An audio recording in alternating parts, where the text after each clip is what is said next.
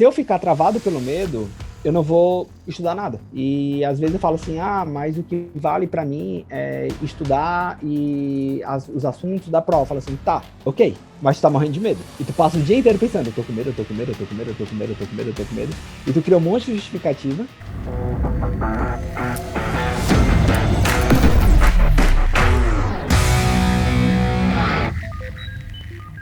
Salve, salve, galera! Sejam bem-vindos a mais um podcast do Além do Podcast. Hoje eu conto com a presença ilustre do Matheus Rocha, um grande amigo, um grande parceiro nessa luta que a gente tem aí de ensinar o pessoal a estudar para residência. É uma honra te ter aqui, Matheusão. Queria que você se apresentasse para o pessoal, para a gente começar o nosso bate-papo, que é como eu me prepararia para as provas de residência se eu estivesse começando hoje. Vai lá, mete bronca. Fala, galera, sou o Matheus, para quem não me conhece, eu sou fundador, idealizador e criador do Mediq, é a primeira plataforma de estudos inteligentes para residência médica. Somos parceiros aqui do Bernardo nessa trajetória. A gente já se conheceu tem um tempinho, né, Bernardo, em que a gente olhou que, cara, assim, a gente pensa muito parecido em muita coisa e fomos um dos primeiros lá atrás a entender que estudar do jeito que a galera estudava não ia dar certo e brigamos aqui de lado a lado para fazer essa mudança realmente acontecer.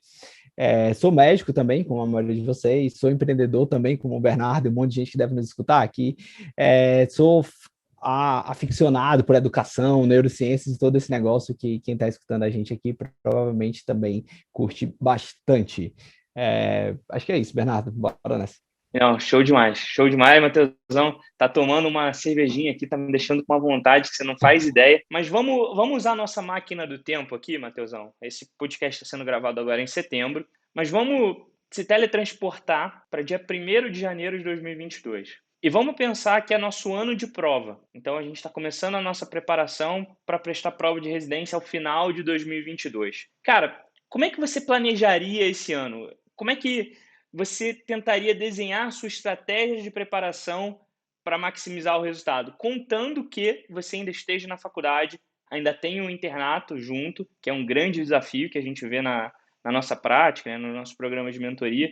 Então, me conta aí como é que você começaria esse planejamento e aí a gente vai discutindo em cima disso. Primeiramente, é uma situação engraçada, porque eu não sei se já te contei, no meu ano de formado, de formatura, né? Eu formei no meio do ano, e eu decidi fazer um negócio diferente. Eu decidi ir para os Estados Unidos, fazer parte do estágio lá do internato. Fiz 3 meses nos Estados Unidos. E aconteceu que por alguns meses, eu literalmente abri mão do estudo para residência, porque eu foquei numa realidade totalmente diferente em passar alguns meses fora do país. E foi uma coisa que eu vivi de uma forma muito diferente da maioria das pessoas. A gente vai se teletransportar, mas eu tava, tipo assim, quando tu pergunta, me faz pensar como foi o meu ano, né? Tipo assim, eu sempre penso, quando eu escuto essa pergunta, o que eu faria diferente. E eu vejo que o meu trajeto que eu escolhi, ele é totalmente incompatível com uma aprovação. Eu fui para os Estados Unidos, passei 3 meses lá, e eu não sei se já te contei isso, em janeiro do meu último ano, faltava 5 meses para me formar, eu pensei literalmente em abandonar a medicina. Faltava 5 meses para ganhar o CRM, e eu olhei assim, eu falei assim, na época eu olhei para o meu pai e falei assim, pai, acho que eu vou fazer engenharia. Aí meu pai olhou assim, você é um doido. Você primeiro se forma, ganha seu CRM, depois você faz o que você quiser e você tá livre, mas não vai abandonar no final, não. Então eu tava nesse grande dilema. A vantagem de estar nesse grande dilema é que eu tinha ligado um foda-se tão grande, Bernardo, que eu consegui ver como todo mundo fazia. Eu consegui realmente conversar com todo mundo sem aquele vício de, cara, eu tô fazendo desse jeito, eu tenho que provar para mim mesmo que esse jeito é melhor. Eu sempre fui muito observador. Então eu ficava conversando com meus amigos, ficava conversando com a galera e vendo no final do ano quem tinha sido aprovado ou não. Se eu fosse hoje começar um ano de aprovação, considerando que eu não fosse eu mesmo, né, mas se fosse na minha época, eu passaria o primeiro trimestre aprendendo uma estratégia. Aprendendo que a gente chama tu batizou de ciclo ERA, né? Não é ERA, não. Como é que é? ERAS. É, né? ERA do Fernando Mesquita, o meu é ERAS. ERAS. Então, eu aprenderia algum ciclo. A gente, na nossa mentoria, a gente usa uma coisa muito próxima também, que é um projeto do Lean, né? Então, é que nada vale a pena você dedicar muito tempo sem ter a conferência se aquele negócio está fazendo, está funcionando ou não. Então, se eu traçaria um plano, mas com a mente muito aberta a uma possível mudança de caminho, não de finalidade. Tipo assim, eu sei que eu tenho que chegar aqui, eu sei que eu tenho que crescer, eu iria numa mentalidade de vale mais eu estudar menos agora e buscar o jeito correto do que tacar o pau a tentar decorar tudo que tá de qualquer jeito e daqui 3 meses não lembrar mais de nada. Assim, eu iria muito na ideia de eu tô no internato, naquela loucura, eu olharia para os meus pacientes e eu percebo que isso foi a coisa que eu mais fiz certo e eu estudaria meus pacientes. Eu me formei no meio do ano, certo? Eu olharia com uma tranquilidade que hoje é mais fácil, eu não sei se tu tem esse negócio, mas tipo assim, hoje é fácil eu falar que eu era incompetente quando eu me formei, que eu era incapaz. Na época que eu me formei, eu queria provar para mim mesmo que eu posso, eu sou um bom médico, eu sou foda. E agora, depois de 5 anos formados, fala, cara, eu era um Não sei bosta. nada, né? Tipo assim, Eu até hoje não sei nada, né? mas eu não sei se tu tinha essa ideia. Tipo assim, no primeiro mês de formado, você tem Aquela necessidade de autoafirmação, né? Você tem tanta insegurança que você quer mostrar que você se sente mais seguro do que você realmente se sente. total, total. E eu olhava assim e falava, tá, de que eu tenho medo? Análise sincera, de que eu tenho medo? Porque se eu ficar travado pelo medo, eu não vou estudar nada. E às vezes eu falo assim, mas o que vale para mim é estudar e os assuntos da prova. Eu falo assim, tá, ok, mas tu tá morrendo de medo. E tu passa o dia inteiro pensando, eu tô com medo, eu tô com medo, eu tô com medo, eu tô com medo, eu tô com medo, eu tô com medo. E tu cria um monte de justificativa. Hoje eu olharia e sentaria a bunda na cadeira e dominaria de cara tudo que eu tenho medo que eu vou ter que encarar assim que eu me formar, para pelo menos ficar calmo e poder falar, agora vamos começar a estudar. Eu tinha medo, Bernardo, de TEP. Acredita? Quando eu me formei, eu tinha medo de TEP. Aí o pessoal pergunta, Matheus, por que TEP? Cara, filme. Todo filme e seriado. Eu lembro muito dos episódios de House, todo TEP no, tipo assim, em House, né? Em Grey's Anatomy, todo TEP é sinônimo de morte. É tipo assim, não tem o que fazer, Catástrofe, né? catástrofe.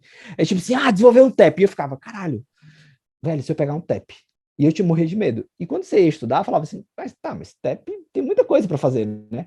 Mas eu falava assim, cara, se você pegar um TEP, eu tô lascado. Até que chegou o primeiro TEP e deu tudo certo. Segundo TEP, deu tudo certo. Terceiro TEP, deu tudo certo. Falei assim, mas isso aqui é normal.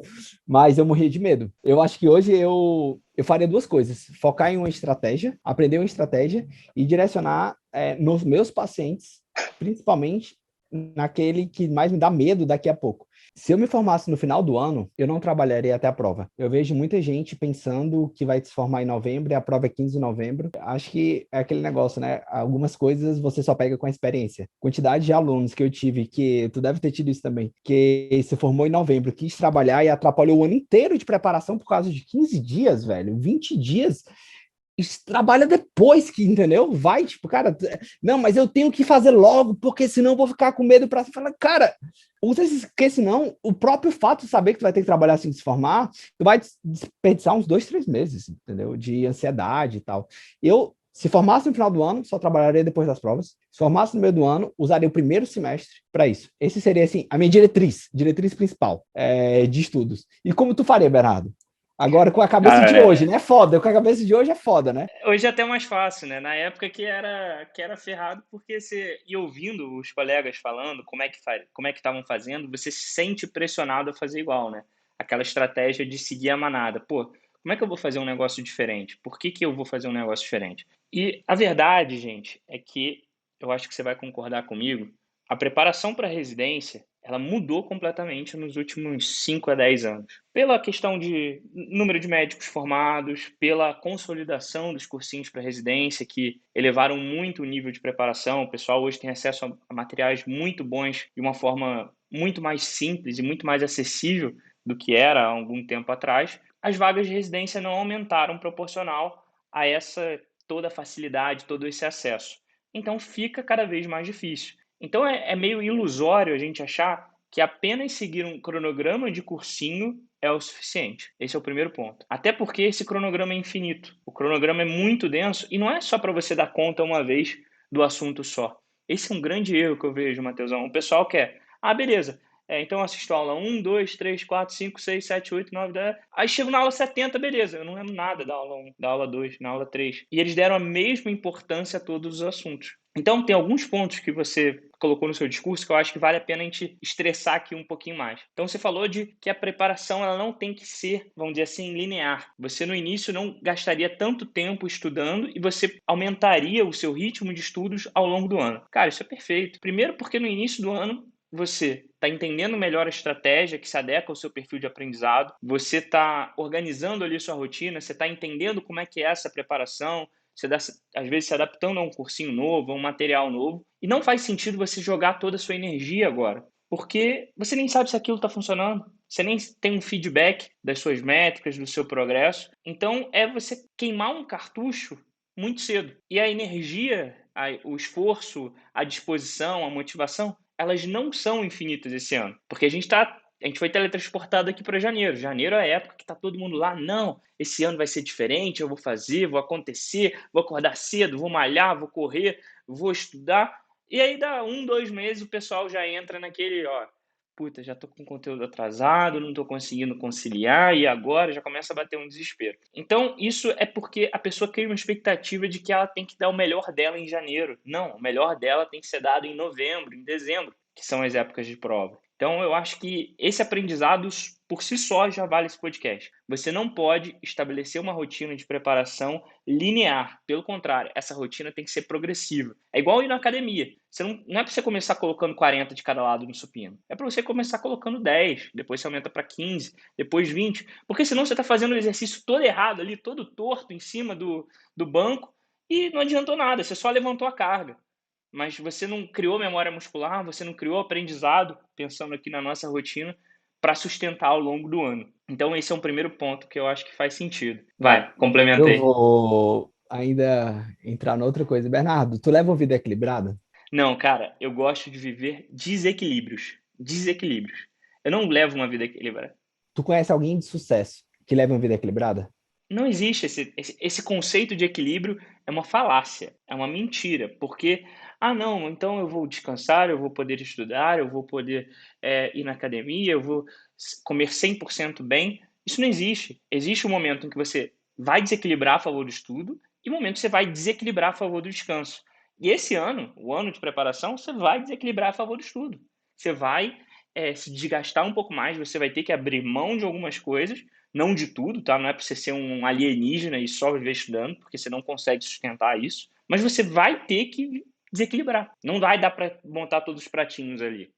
Uma das coisas interessantes, como eu já te disse, né? Ano passado eu tive um quadro depressivo, tive burnout, me lasquei, entrei em depressão. E um dos livros que eu li e que me marcaram muito foi um livro do C.S. Lewis, Cartas do o Scrap Letters, Cartas do Diabo a Seu Aprendiz. É um livro que ele fala como que um diabo maduro ensinando um diabo júnior a tentar os seres humanos para fazerem besteira, certo?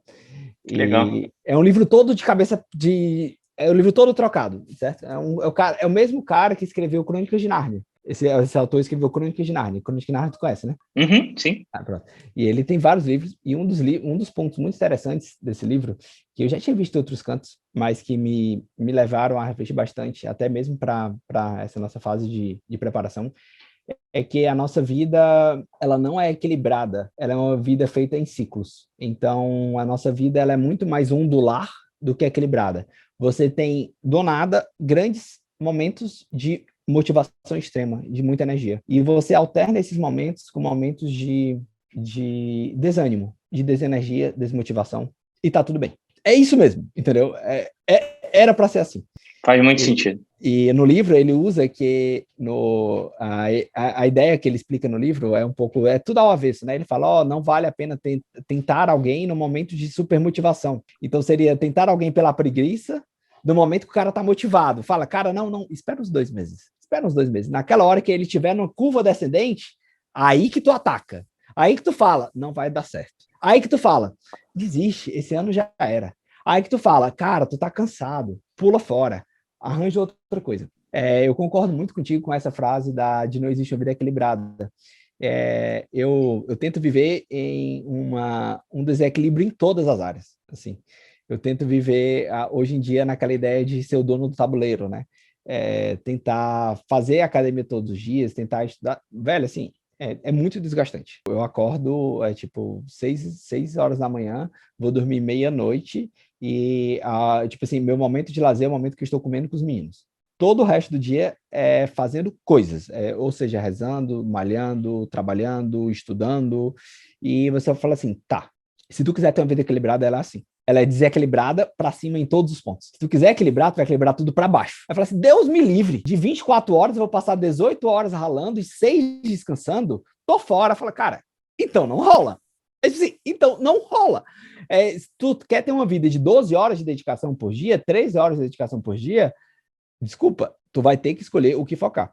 Um desses pontos do desequilíbrio é que tu tem que entender que é muito isso que tu falou, sendo que eu enxergo não no ano, eu enxergo ciclos no meio do ano. Então, concordo contigo, só mudaria a temporalidade.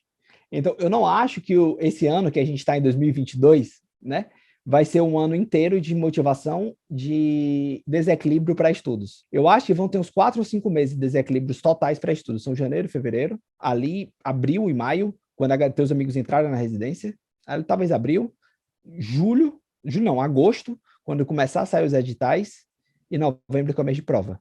Tu tem que saber que esses meses, tu vai estar puxado lá em cima. Nos outros meses, tu vai estar baixo. Aí tu fala assim, tá, mas quão baixo eu posso ir? Aí tu fala, se tu estabelece um padrão de, nos meses baixos, eu vou só manter, na próxima subida eu subo. Porque senão, a cada subida é só uma recuperação, entendeu? Tu tá em 5, vai para 2, volta para 5, vai para... Tipo assim, se tu tá em 5, fala assim, cara, de 5 eu não desço. Eu tô desmotivado, tô. Mas eu tenho disciplina, eu quero que se foda, eu vou estudar mesmo porque eu tenho que estudar e vai manter em 5. Quando vier o próximo ciclo, vai para 7, entendeu? No próximo ciclo, vai para 9. Eu estou usando escalas arbitrárias aqui. Mas seria, tipo, tu aproveita cada ciclo de motivação para crescer de forma em saltos e ela se mantém entre os saltos. Essa é uma visão que eu tenho. Assim, a gente orienta muito os alunos a essa progressão constante. Mas por quê? Porque se você nunca sabe quem está em qual ciclo. Exato. Mas é engraçado, tu vai ver que eu não sei se tu sabia dessa parte do ciclo, você já tinha parado para meditar sobre isso, mas tu vai ver que tem um aluno que ele tá super atrasado, ele fica em dia, e um cara do nada que tava normal, do nada ele dispara. Já percebeu isso, né? Sim, total, porque são diferentes pontos de partida, né? Eu analisaria a mesma coisa que tu, mas numa ideia de que, cara, tu tem sempre que estar bom em alguma coisa. Então, no momento que tu percebeu que tu tá desmotivado para estudo, certo? Esse mês tá ruim. Então, tu tem que encontrar um ponto para estar motivado em algo. Porque normalmente não é que a tua desmotivação vai embora, ela muda de foco. Então, sei lá, tu tá motivado em estudo, janeiro e fevereiro, veio março. Tá motivado em quê? Cara, tô doido pra, sei lá, conseguir trabalho. Sei lá, tô doido pra aprender inglês. Cara, foca muito ali pra tua motivação tá alta e tu ter um bom ânimo pra cumprir tua obrigação, que tu tá zero motivado. Acha o negócio Mateu, lá, Muay Thai. Fala. você abriu um parêntese aqui, porque essa parte da motivação é um tema que eu gosto muito de falar. E depois que eu não li o livro todo, eu li algumas passagens dele, mas eu consegui entender a ideia, que eu até sugiro para você, que é o mito sobre a motivação. E a grande ideia desse livro, a ideia central, é que aqui na mentoria, o que a gente recomenda? Cara, não conta com motivação. Não conta com motivação porque o que acontece? A motivação é um sentimento. Tem dias que você acorda super motivado, que você tá ali, pô, aquele dia perfeito, aquele dia que você acorda bem, que você acorda cedo, que você já cumpre suas obrigações cedo, você vai para a faculdade, vai para o internato, vê seu paciente, tem um caso legal no ambulatório, volta com energia, estuda, perfeito, dia perfeito. Só que você não pode contar com esses dias, porque esses dias não são a regra, eles são a exceção no universo de 365. E aí qual é a lógica que esse livro fala? Normalmente as pessoas contam que ela precisa da motivação para iniciar a atividade gera progresso e assim por diante. Só que a gente sugere inverter essa ordem. Não espera a motivação para começar. Faz o que você tem que fazer e se motiva com o progresso. Porque quando você vê o resultado, quando você vê a sensação que você tem depois de cumprir uma determinada atividade, quando você vê lá nos seus gráficos, na plataforma MedKill, ou na nossa plataforma, ou onde ele estiver estudando, quando você vai vendo ali o progresso das questões que você está fazendo, o seu percentual subindo, cara, é isso que alimenta a motivação. É isso que dá a motivação. E é isso que dá resultado. Então não espera a motivação vir? Começa e deixa ela vir no caminho. E muitas vezes nessa preparação, que é tão longa, que é tão diluída, essas pequenas vitórias, esses pequenos ganhos percentuais, essas pequenas melhorias passam despercebidas. E como é que você faz para evitar que elas passem despercebidas? Usando métricas, usando ferramentas que te mostram o que você está fazendo nos seus estudos, que te mostram a direção que você tem que seguir, e a partir disso você consegue entender se você está caminhando na direção certa, que é aquilo que a gente falou, né? De ter um método, de ter uma estratégia de estudos. Eu acho que esse é o negócio que mais faz sentido em relação à motivação, porque é uma senhora armadilha, né, cara? Não, tipo assim, é o que a gente tá falando no começo, né? Tipo, de 12 meses vai estar desmotivado 8, entendeu? Exato. É, a questão eu gosto de pensar na motivação como um a mais. Sim. É tipo assim, ela é gasolina aditivada, entendeu? É o Ela é tipo, turbo, é o é o turbo que você liga do turbo, carro é ali. o turbo. Cara, se tu tiver tudo preparado, na hora que ela vier, tu vai voar. Agora, Exato. se tu ficar esperando o turbo para sair do canto, é tipo assim, não vai Não sair. dá.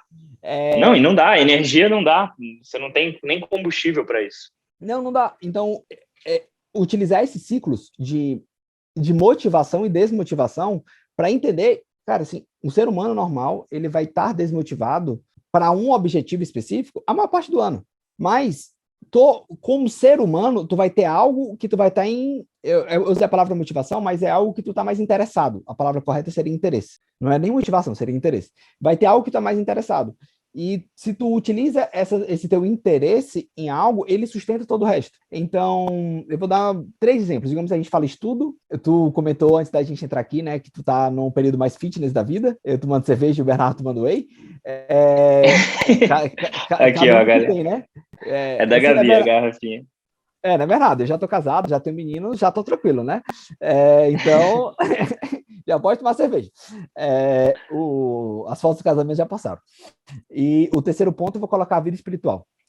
A gente pode pensar nesses 3 pontos. Se tu pensa nesses 3 pontos e que cada ponto tu tem 4 meses de motivação durante o ano, de interesse, tu poderia tranquilamente ciclar entre os 3 e sabendo que é normal. Então, digamos, se em janeiro tá motivado para estudos, fevereiro tá motivado para estudos. Em março, vai, velho, por algum motivo, carnaval, tu tá fazendo quaresma e deu um alerta para a vida espiritual. Entra de cabeça ali, entendeu?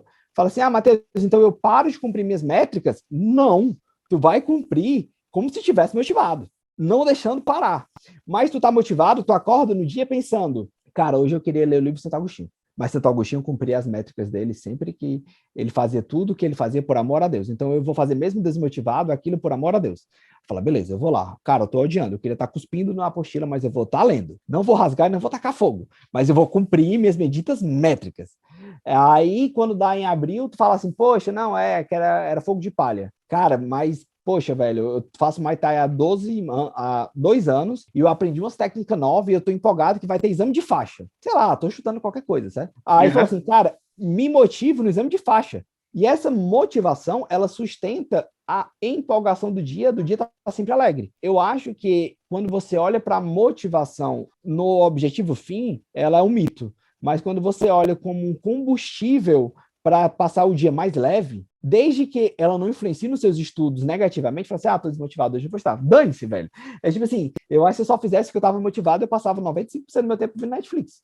É tipo assim, cara, eu tô motivado pra caralho em acabar um seriado, velho. Tipo assim, o pessoal me indica um monte de série massa e não tenho tempo pra assistir. É tipo assim, fala assim, Matheus, vamos fazer o que tu quer. Eu falava, cara, abro Netflix aqui, abro um bocado de livro, fecha Instagram, fecho mentoria. Eu tô com uma biblioteca que eu devo ter comprado uns 40 livros recentemente. Vou ficar lendo e vendo filme até dar uma dor. Era isso que eu queria estar fazendo. Tô fazendo isso? Não. Né? É tipo assim, porque eu tenho outras obrigações. O nome disso, Mateusão, é disciplina. É disciplina. E o que você está falando dessa questão de uma motivação transbordar em outra atividade, eu acho que o cara que melhor definiu isso é o Charles Darwin no livro O Poder do Hábito. Tá até aqui, ó. O Poder do Hábito, do Charles Darwin, que não é o meu livro favorito de hábitos, eu gosto mais do James Clear, Hábitos Atômicos, mas ele definiu isso aqui muito bem, Mateusão.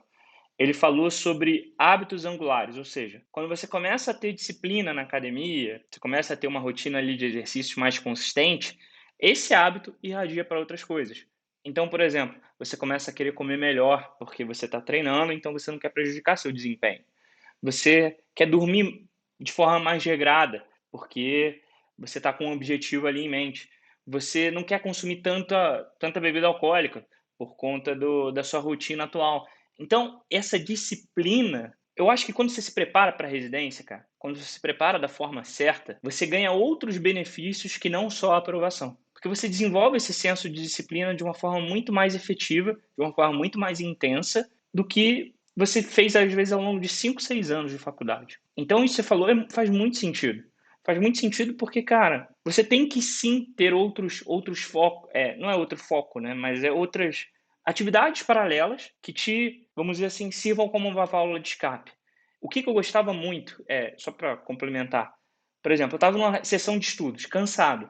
Chegava ali naquela, sei lá, 2, 3 horas de sessão de estudo, não direto, né, intervalado, mas ali na segunda para terceira sessão de 1 hora, não aguentava mais. Cara, o que eu fazia? Pegava, parava, então ia para academia, ia, sei lá, fazer alguma coisa que eu gosto, ia assistir uma série, ia, sei lá, ficar perdendo meu tempo no Instagram, mas eu fazia qualquer coisa que não fosse estudar, porque, cara, essa quebra é muito importante. Você não vai conseguir render 100% do tempo, 100% dos dias. E quanto mais cedo você entender isso, melhor. Cara, é demais, assim, tu tava falando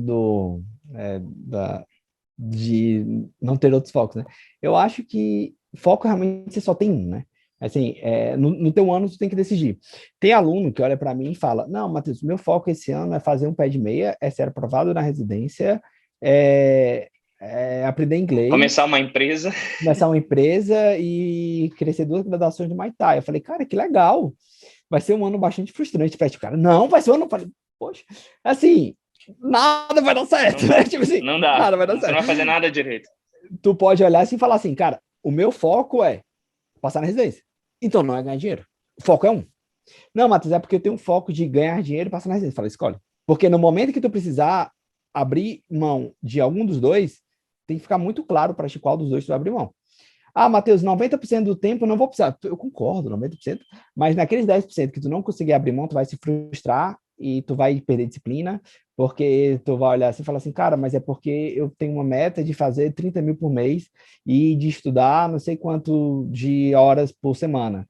Aí aparece um plantão extra, e fala assim, poxa, esse mês eu podia pegar 2 plantões a mais aqui, ó, porque a minha meta é fazer dinheiro. Fala, cara, teu foco é ganhar dinheiro? Sim. Então vai. Não se ilude dizendo que teu foco é passar na residência. Fala assim, eu tô ganhando dinheiro e se der para passar na residência, é ótimo. Se é o inverso, é o inverso. Cara, eu estou estudando para passar na residência. Ponto. Vou tentar fazer um pé de meia. Se não der para fazer um pé de meia, não Beleza, é o deu. objetivo secundário. Beleza.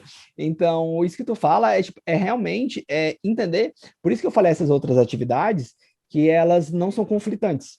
Então, por exemplo, uma rotina espiritual. Vou usar esse mesmo exemplo que eu usei antes porque ele encaixa muito bem. Se você tem uma rotina de exercícios físicos, uma rotina de vida espiritual, rotina de estudos, ela normalmente ela tá na sua vida há alguns anos e vai ficar ali muitos anos. Então, tu vai ter uma oscilação entre elas natural. Então, elas não são focos, elas são hábitos, como tu disse, né? Elas são disciplinas, elas são rotinas. Isso. E vai ter uma que vai estar mais intensificada, outra vez outra, e tu oscila entre elas.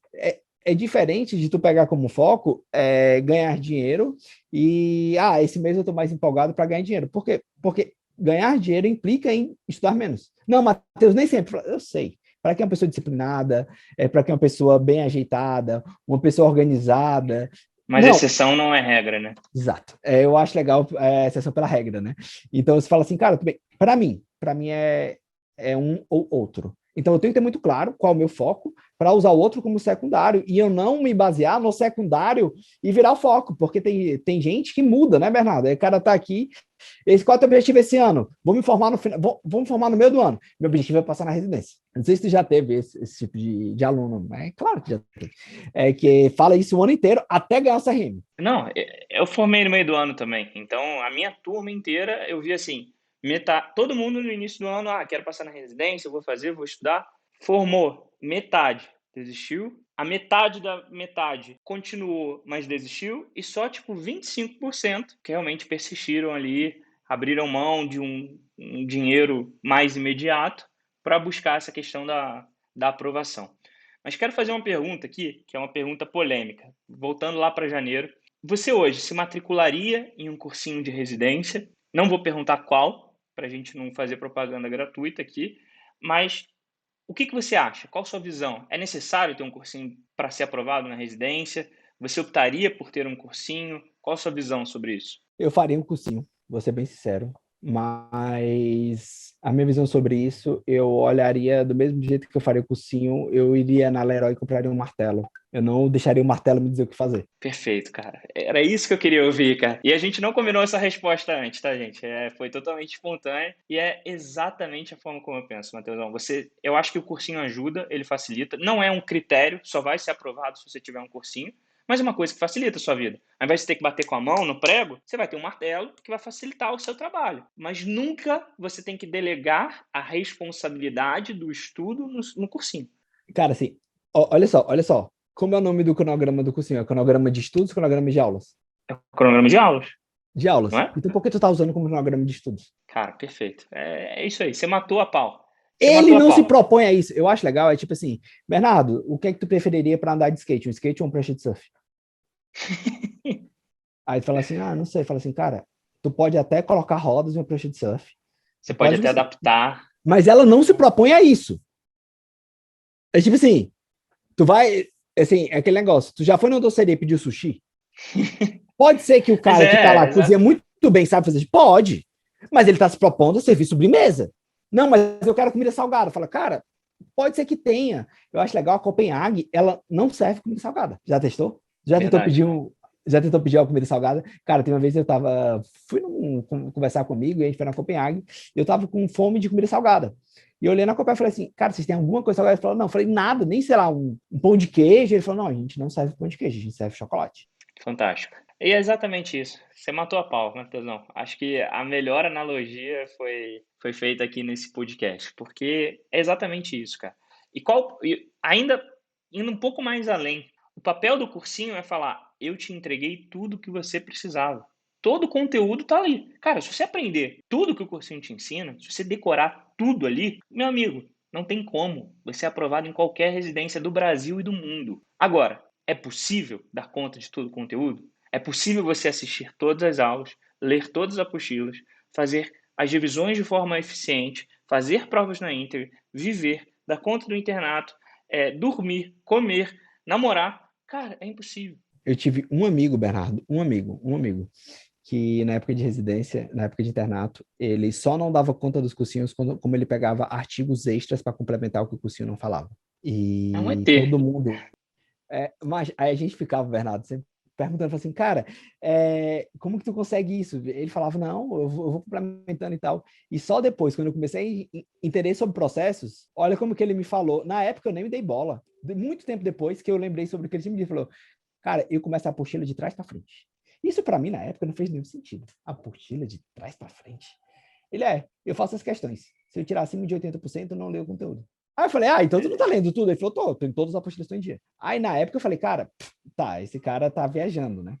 E depois ele olhou assim, foi uma coisa que, quando a gente foi embasar a ideia de nivelamento, de saber o que estudar, direcionar pelo que tu sabe menos, não gastar tempo com algo que tu já sabe, fez muito sentido. Falou, cara, o cara era o maior nerd da turma a graduação inteira. Ele fez o cursinho de 2 anos. No primeiro ano, ele tinha ficado em dia no cursinho inteiro. Quase em dia. Ele ficou em dia até em setembro, depois ele não conseguiu mais. Quando ele chegou no segundo ano de cursinho, ele não perdia tempo. Ele ia falar, cara, passei o ano passado todo estudando correto. Deixa eu ver agora o que eu aprendi. Aí ele ficou em dia. Mas, assim, o cursinho, ele te dá todo o conteúdo que tu tem, que caiu em 2012 na prova da divisa do Acre e o Rio de Janeiro. Exato, exato. Matheus, o Acre Esse é não o divide papel com o Rio de dele. Janeiro. Tá, foi mal. Então eu botei por engano, mas é melhor ter do que não ter. É tipo, Esse é o papel do cursinho. E esse ponto das apostilas é uma coisa que eu sou, acho que, o maior argumentador dessa questão, porque foi exatamente o que eu vivi quando eu estava me preparando. Que eu vi que não ia dar. Eu não era um cara, eu não era um ET, então eu não conseguia dar conta de todas as apostilas, de todas as aulas, de todos os materiais e ainda viver paralelo a isso. Então o que que eu vi? Cara, olha só. As provas de residência, do jeito que elas estão vindo hoje, a aula do cursinho ela é boa, ela te fornece uma base teórica. Eu não acho que você fazer um ano inteiro só praticando com questões, sem assistir nenhuma aula, você tem nenhuma base teórica, eu não acho eficiente. Porque as questões elas te entregam conteúdos fragmentados. Você unir as peças do quebra-cabeça sem nenhum embasamento teórico é muito difícil. Tem gente que consegue, tem gente que faz, tem gente que é acima da média, mas, de novo, não dá para a gente balizar a exceção como regra. Então, como é que eu me planejaria ao longo do ano? Então, beleza, eu recebi. Vai lá. Comentário muito pontual. Cara, se tu fosse essa pessoa, tu não tava vendo esse podcast. Exato, exato. Eu sempre gosto de falar assim, cara, se tu é a curva da curva, a exceção da curva, tu provavelmente tá na tua, tu nem para ver vídeo no YouTube porque tu tem certeza de tudo que tu tá fazendo, porque tu tira 95 nas provas. Exato, exatamente. Mas como é que eu organizaria? Então, eu selecionaria os assuntos que eu tô estudando. Não obrigatoriamente eu iria seguir esse cronograma do cursinho como se fosse, porra, escrito em pedra e eu tenho que seguir aquilo ali, tenho que dar conta de todas as aulas. Mas a partir das aulas que eu selecionei, então baseado no internato que eu estou tendo, baseado na prevalência dos assuntos, enfim, como é que eu faria? Eu assistiria a aula. Eu gosto de assistir aula, mas se o seu perfil é mais leitura, você pode começar até lendo a apostila, mas eu sugiro assistir a aula, normalmente é o que mais funciona. A aula te conecta os pontos, mas só a aula não é normalmente suficiente para todo o nível de conhecimento que você precisa ter para a prova. Onde você ganha esse extra? Vamos dizer que a aula te entrega aquele 60% de acerto. Como é que você chega aos 80%? Através das questões. Ah, Bernardo, mas eu tenho que assistir a aula, ler a apostila e fazer questão? Não. Assiste a aula. Dá um intervalo, não faz imediatamente depois da aula, porque senão você está fazendo como se fosse uma questão com consulta. Dá um intervalo aí de 24, 48 horas e faz as questões. Pega esse percentual de acerto, não precisa ser, se eu tirar menos de 80 eu leio a apostila. Eu não acho que dá para você, sei lá, estabelecer um critério universal. Mas normalmente o que a gente vê? Você vai ter lá um percentual de acerto, 60, 70, o que seja. Mas esses conhecimentos que você vai agregando de questão, e você não vai fazer só questão uma vez, você vai revisar esse assunto, e quando você revisar, adivinha o que você vai fazer? Você vai fazer mais questões. Esses conhecimentos, juntos com a base teórica que você adquiriu na aula, junto com o seu material complementar, que você pode sim dar uma olhada na apostila após as questões, para entender aquilo que você errou, cara, aquilo te dá uma via expressa aos 80% de acerto. Porque as questões te entregam ouro, elas falam, ó, é isso aqui que você precisa saber. Aí, às vezes, na apostila está discutindo o sexo dos anjos, do genital, e você não sabe se aquilo é importante ou não. Quando você está lendo, sem o filtro das questões, tudo é importante. E pior, você sente uma ilusão de fluência ali. Porque você está recebendo aquele material, é uma metodologia passiva, você acha que você domina tudo aquilo ali, só que basta vir a primeira questão daquele assunto para você ver que você não lembra nada. Porque você não está exercitando o seu cérebro, você está só ali, igual uma esponja absorvendo, mas você não está treinando nada. Então, eu acho que uma das rotinas que mais funcionam, pelo menos o que a gente vê aqui, que o pessoal se adapta super bem, é você fazer a aula, assistir a aula do material que você quer, faz um bloco de questões e, baseado nesse percentual de acerto, você já programa uma revisão ali em diante. Percentual baixo, revisão mais precoce, ali com poucos dias. Percentual mais alto, acima de 70%, 80%, faz um bloco de questões daqui a 2, 3 semanas. E assim você, além de tudo, ainda está construindo um cronograma de revisão, que é tão importante quanto estudar. A gente utiliza uma coisa muito parecida, mas com algumas coisas levemente diferentes, assim. Tu falou aí do perfil, né? Uma coisa que eu acho muito legal é conciliar o perfil visual versus verbal, né? Que tu puxou, com o perfil, se você... Assim, existem dois tipos de pessoas, né? Aquelas que gostam de saber o detalhe, do detalhe, do detalhe, do detalhe, senão eles não aprendem. E aqueles que gostam de ter conhecimento global. Aí eu gosto de brincar que se tu for olhar os guidelines, as coisas de perfil, ela é geral pro específico, específico pro geral. Olha só, as duas contemplam os dois. Aí a pessoa olha para mim e fala, eu sou geral, não gosto de detalhe. Fala assim, não existe geral. Tu é geral pro específico. Não, eu sou específico, eu não gosto de conectar os pontos, depois fala, cara, por isso que tu não aprende. Tudo bem tu saber todos os detalhes, mas se tu não conectar tudo depois, tu não aprendeu nada. Então, além do perfil visual, verbal, eu gosto muito de saber se tu é geral específico, específico geral. Eu vou contar um exemplo de como eu fazia na época de escola, que é mais bizarro, assim. Na época de escola, eu na oitava série, eu estudava história por livros do ensino médio. Ensino médio não, ensino superior. E as pessoas olhavam para mim, Matheus, tu é doido. Eu falo, não. Cara, é porque eu aprendo mais rápido. Então, se eu quiser economizar tempo, eu vou ler pelo livro superior. Na época, eu não tinha a menor ideia do porquê fazer isso. Eu só achava que eu falava, cara, realmente deve ser doido mesmo e paciência. Depois, eu percebi que eu estudo mais rápido, eu, Matheus, mais rápido, tendo acesso aos detalhes. Por quê? Porque se ficar aquela sequência de lacunas na minha cabeça, eu fico disperso e fico tentando imaginar as lacunas. Então, eu prefiro ter todas as informações e depois centralizar. Então, a questão é o que é todas as informações, como é que a gente faz o trade-off, né? Tipo assim, eu tenho que aprender somente o necessário no tempo mais rápido possível. Mas às vezes, se eu ficar muito superficial, eu demoro mais porque eu estou ansioso, porque eu estou imaginando. Então, às vezes, eu aprendo mais rápido se eu leio mais. Fantástico isso, cara. Não, muito legal. Era algo que eu não conhecia. É legal ter. E é por isso que eu gosto tanto desse podcast. Eu acho que eu e você somos os caras que mais aprendem aqui nesse podcast. Depois vem o pessoal que está ouvindo aqui. Mas pô, muito legal, Matheus. Eu gostei muito dessa dica e eu acho que vale a reflexão, né, do pessoal que está aqui.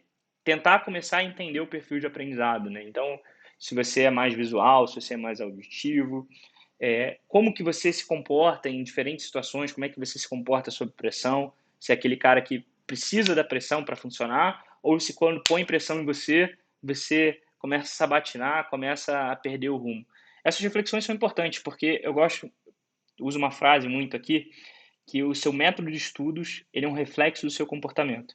Então, se você é uma pessoa que odeia desafio, que você odeia ser testado, você provavelmente vai odiar fazer questões. Você vai odiar ver um percentual de acerto ruim.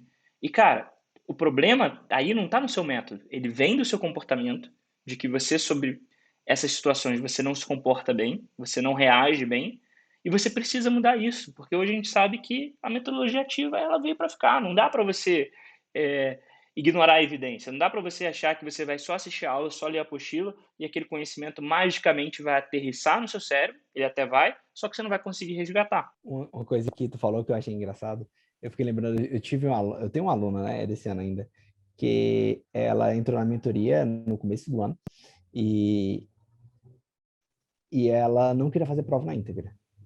Não queria fazer simulado, não queria se testar. E eu perguntei para ela, falei, vem cá, se tu tirar nota baixa, tu vai desestimular? Ela, se eu tirar abaixo de 5, e se ela já era formada há alguns anos, e ela tinha tipo 3, 4 anos quando eu estudava. Ela falou, se eu tirar abaixo de 50%, eu acho que eu paro. Eu falei, não faz prova. Espera eu te dizer quando tu pode fazer prova. Aí eu acompanhando, eu tinha que ter a garantia que ela ia tirar pelo menos perto de 70% para saber que aquilo não ia funcionar com banho de água fria. Aí a gente fala da flexibilidade dos métodos, né? Porque, cara, como assim? Tu passou 6 meses acompanhando um aluno sem fazer uma prova na íntegra? É meio doido, né? Tipo assim, sem ter... porque eu achava que ia dar ruim. Eu não precisava da prova. Assim, eu preferia ter a prova, mas ia atrapalhar a pessoa. Então é melhor não ter a prova, porque o que vale é a pessoa. Exatamente, você tem que entender o perfil de individualidade dentro, porque não adianta só olhar para a floresta sem olhar a árvore, e vice-versa. Também não adianta só olhar para a árvore e esquecer da floresta. Então, a gente tem que ter esse cuidado de, a partir do momento que ela está no ambiente de estudo, seja numa mentoria, para quem a gente está dando exemplo de mentoria, porque é onde a gente trabalha aqui, mas em qualquer ambiente, você tem que entender que cada um precisa de uma trilha. Não existe um caminho único. Não existe uma fórmula mágica, uma receitinha de bolo, uma curva de Ebbinghaus da vida em que você vai seguir ali e vai. E é isso, é a fórmula mágica para o sucesso. Cada um parte de um ponto de partida, cada um tem uma facilidade, cada um tem uma dificuldade, e cabe ao ambiente ou à pessoa que você escolheu para percorrer essa jornada junto com você identificar esses pontos e assim tentar promover o melhor caminho para cada indivíduo, né? Não dá para você tentar colocar todo mundo no mesmo bolo e achar que a receita vai funcionar para todo mundo. No ano passado a gente usava uma frase, né? Como mamãe já dizia, Você não é todo mundo. você não é todo mundo, é tipo assim. Então pronto, mamãe era muito esperta, né? Ela já sabia isso desde criança, né? Mamãe, todo mundo vai, mas você não é todo mundo. Todo mundo estuda assim, você não é todo mundo. Mas sensacional, Bernardo, assim. Uma coisa que a gente faz diferente por conceito mesmo. Então, tu falou também que tu espera 2 a 3 dias para fazer as questões, para não fazer a questão com consulta, certo? Ou como que eu enxergo? Que eu prefiro fazer a questão exatamente no momento que você para.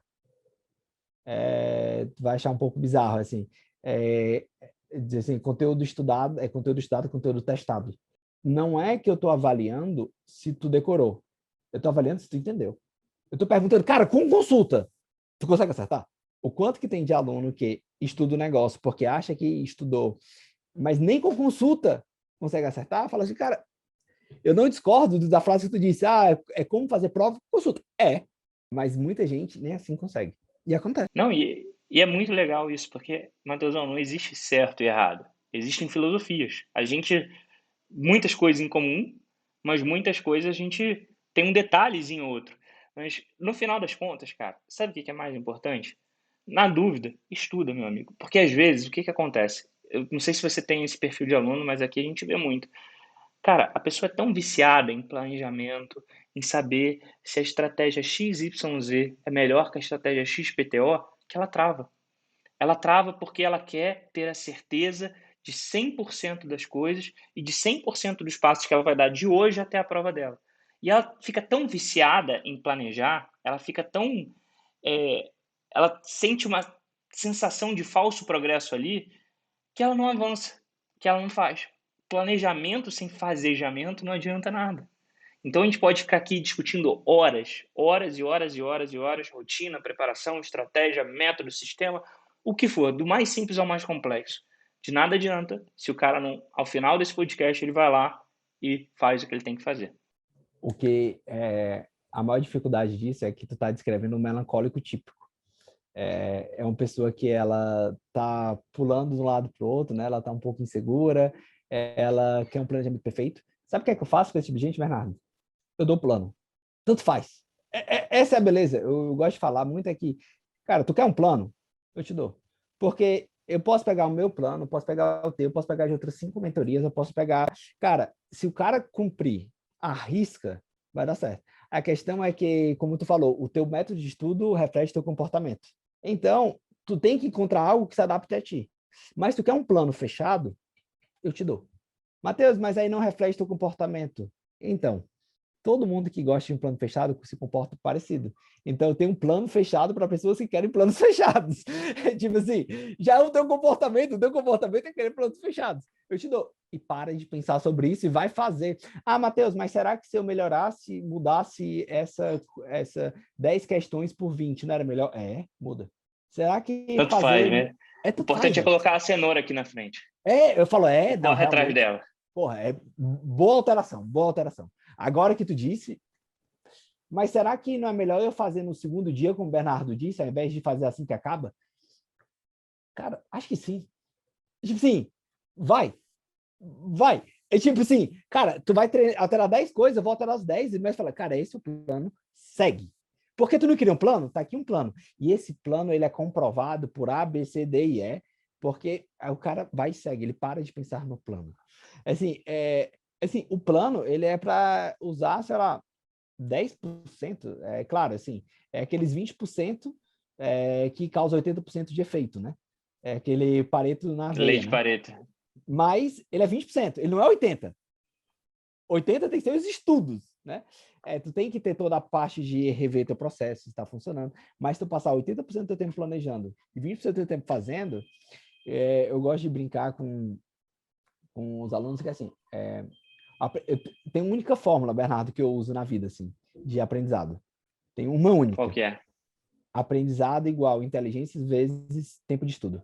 Porque um coeficiente de inteligência, certo? É o tempo que você demora para aprender algo, né? Então, Sim?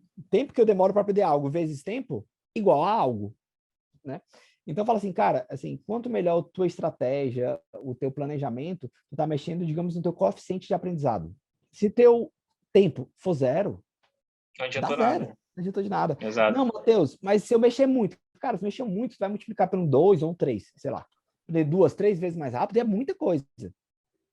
Mas tem gente que entra querendo estudar 20 minutos por dia e isso é aprovado em radiologia na USP, né? Aí eu pergunto, qual é a tua nota atual? Fala 35. Eu falo, cara, tipo assim, desculpa, é necessário Não mais do vai que isso? rolar. Não Não vai vai rolar. rolar. Aí fala, não, mas se eu melhorar o meu método, eu falo, se tu melhorar teu tempo de estudo, que tal? Tipo assim, se tu parar de passar 2 horas por dia tentando achar um método perfeito e passar essas mesmas 2 horas estudando. Exatamente. Exatamente. Exatamente. Cara, eu tenho uma forma muito parecida, que é não uso a inteligência, mas concordo que a inteligência tem um peso, mas, mas eu uso resultado igual a método vezes esforço. Então, meu irmão, se seu esforço é zero, seu método pode ser 100, que vai ser zero. Seu esforço é 1, mas seu método é 50, vai ser 50. Mas seu método é 10 e seu esforço é 20, ou seja, não é nada de absurdo, cara, é 200. Então, é um equilíbrio. Porque a gente pode aqui dar o melhor método. Sem esforço não adianta nada.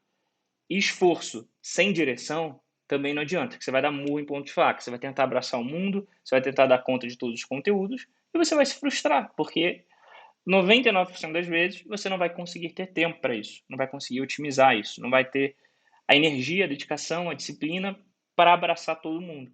Então, você precisa direcionar, você precisa entender quais são os conteúdos mais importantes para as provas que você vai prestar. Você precisa entender o seu perfil de aprendizado. Você precisa planejar a sua rotina. E não é planejar, quando a gente fala planejar, gente, não é assim, 8h27 da manhã eu vou tomar café, 8h47 eu vou estudar, de 8h47 a 9h40 eu vou fazer as questões da apostila tal. Você não precisa ser tão específico a esse ponto. Mas você tem que ter um norte de planejamento da sua semana. Então, essa semana, o que eu quero cumprir? O que eu quero estudar? O que eu vou revisar? Porque tão importante quanto consumir conteúdo novo é você ter um planejamento de revisão do que você já estudou. Eu não sei como é que é a sua visão em relação à revisão, mas aqui a gente é chato com revisão.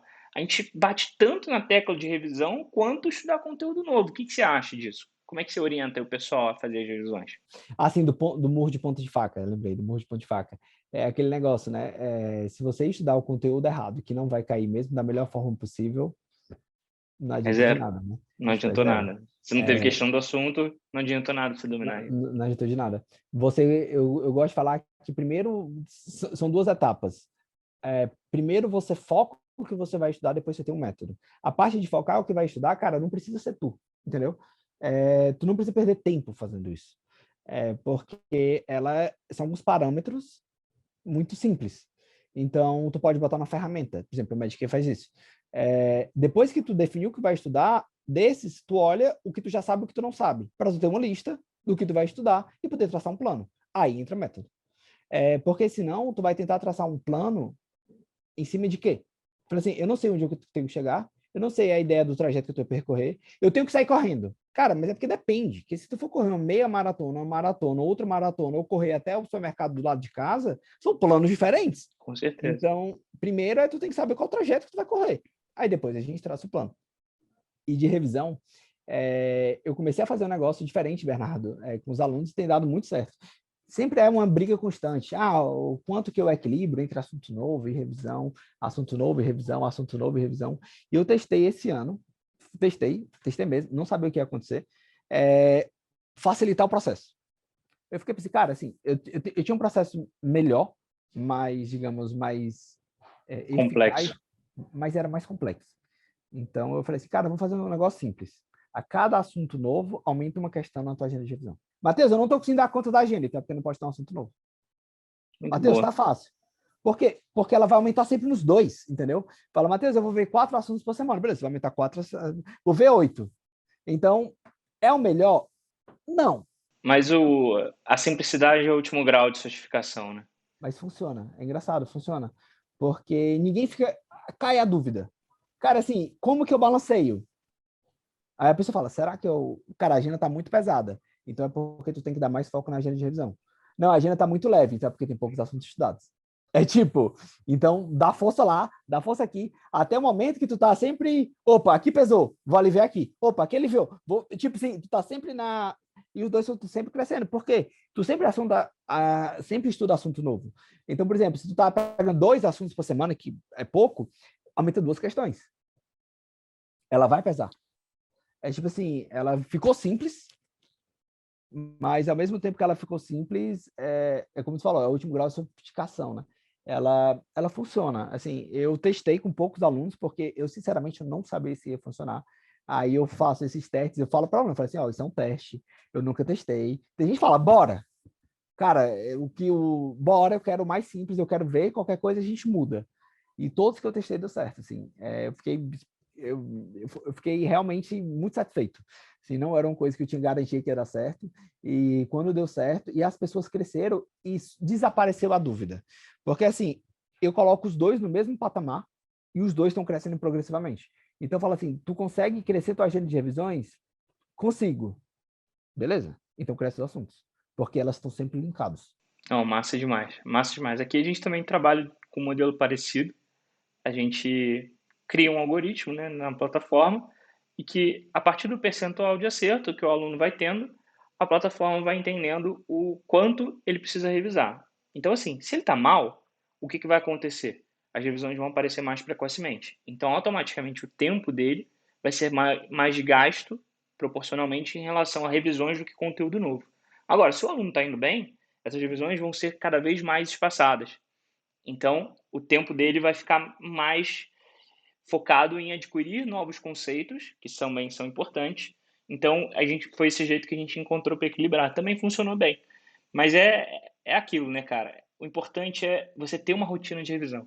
Não interessa se você vai revisar no D12 ou no D13. Às vezes o pessoal fica muito no detalhe disso. Ah, mas se eu revisar na terça ou na quarta, vai mudar alguma coisa? No final, é isso que vai fazer você ser aprovado ou não? Então, não faz. Escolhe o dia que você está mais tranquilo, escolhe o dia que você está mais de boa, mas revisa. Revisa, porque senão não adianta. Você vai estar gastando o seu tempo à toa. Porque você vai estar só estudando assunto novo e nada está ficando. É a mesma coisa que você tentar encher de água um balde furado. Não funciona. E tu tá falando desse, eu vou até dar uma. Sim, eu já te falei, né? Eu adoro neurociências igual a ti, né? Então, tem alguns artigos que mostram que a, a nossa retenção, ela tem um balanço muito. Tipo, você começa a esquecer e tem um momento ideal que ele cria um campo máximo de aprendizado, de revisão. Então, digamos que o momento para cada pessoa ele muda. Sei lá, o meu pode ser 3, o teu pode ser 4, da outra pessoa 5. Se eu reviso no 5, eu já esqueci demais. Então, não é mais efetivo para mim. Se o cara que é 5 revisa no 3, não é Ele efetivo também, subotimizou, ele subotimizou. né? Então, Então não até adianta isso. você tentar achar o momento ideal. Só Tipo assim, revisa. tu vai ter que escolher, a não ser que tu vá fazer todo um estudo genético, um estudo para traçar, isso varia ainda da Enfim, intensidade. impossível. Cara, é impossível. É tipo assim, feito é melhor do que perfeito. Total. Cara, Matheusão, a gente está caminhando aqui para a parte final do podcast, mas vou agora provocar assim, se tivesse que escolher o maior aprendizado que você teve com os seus mentorados em relação à estratégia de estudos, o que você deixaria aqui para o pessoal? Eu deixaria que o maior aprendizado de todos foi que estudar os pacientes é o caminho mais certeiro para aprovação, porque ele acaba trabalhando várias vertentes ao mesmo tempo. E eu jamais indicaria alguém deixar de trabalhar por um ano para ficar estudando. Os maiores resultados que eu tive foi em quem trabalhava para ter pacientes para poder estudar. Então, o trabalho ele vinha numa carga horária pensada para isso. Então, era um trabalho de 4, 6 horas por dia. Não, eu falo assim, eu trabalho todo dia. Beleza, mas eu trabalho 6 horas. Para poder ter o foco. É claro, eu estou falando em quem tem prioridade de residência. Se você tem prioridade de fazer pé de meia, como a gente falou mais cedo, muda. Mas para residência é trabalhar todos os dias para criar um ritmo, uma rotina, um hábito de acordar cedo.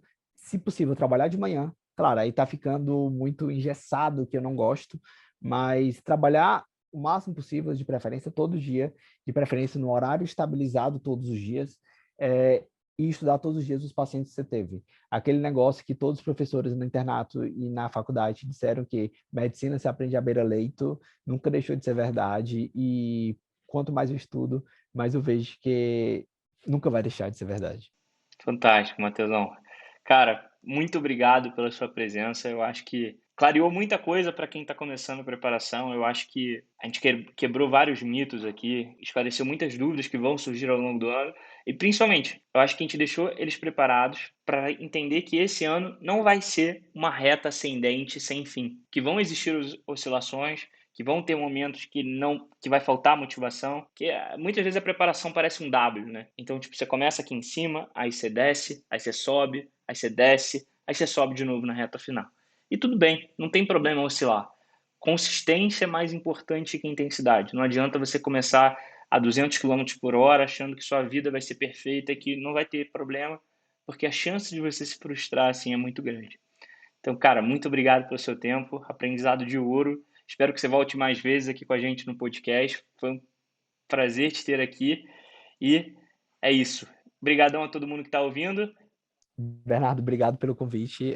Fico honrado, assim, sempre converso contigo, muito aprendizado. Obrigado por ter me convidado. Foi um prazer estar aqui com todo mundo e vamos nessa. Só deixa para o pessoal aí onde é que eles podem te achar nas redes sociais. Vocês me acham principalmente medq.com.br, é o jeito mais fácil de achar.